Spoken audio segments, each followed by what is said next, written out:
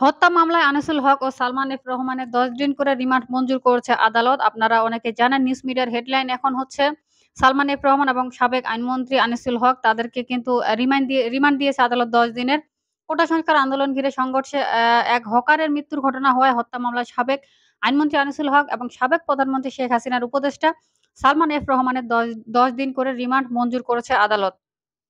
ঢাকা মহানগর গোয়েন্দা পুলিশের ডিবি আবেদনের পরিপ্রেক্ষিতে শুনানি নিয়ে ঢাকার চিফ মেট্রোপলিটন ম্যাজিস্ট্রেট সিএমএম আদালত আজ বুধবার সন্ধ্যার পর রাতে তাদের এই রিমান্ড মঞ্জুর করেন। সাবেক আইনমন্ত্রী আনিসুল হক এবং সাবেক প্রধানমন্ত্রী শেখ হাসিনার বেসরকারি শিল্প ও বিনিয়োগ উপদেষ্টা সালমান এফ রহমানকে কড়া নিরাপত্তায় আজ সন্ধ্যা ৬:৩০টায় আদালতে হাজির করা হয়।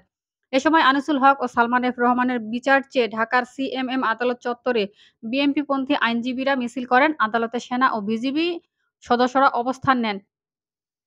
এছাড়া আমরা দেখেছি যে সেখানে ছাত্র এবং জনতা, সাধারণ যে জনতা রয়েছে তারা ভুয়া, ভুয়া, চোর, চোর বলে তারা মিছিল দিচ্ছিল, বারবার স্লোগান দিচ্ছিল। তো এই হচ্ছে অবস্থা। তাদের যে আসলে কুকর্ম সেটা সম্পর্কে পুরো দেশবাসী জানে।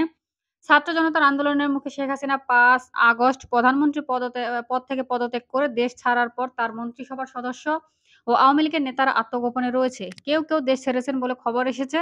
এর মধ্যে আনিসুল হক ও সালমান এফ রহমানকে গ্রেপ্তারের কথা জানায় পুলিশ। পরে তাদেরকে ডিবি হেফাজতে নিয়ে যাওয়া হয়।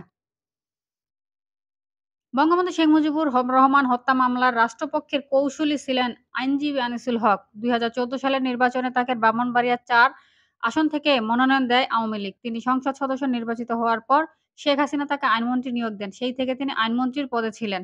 আচ্ছা, যাই হোক, এই ইনাদের বিস্তারিত আর না পড়ি। এই ছিল আজকের খবর এবং খবরটা শুনে আপনাদের মনের অনুভূতি কি অবশ্যই জানাবেন কমেন্ট করে, ঠিক আছে?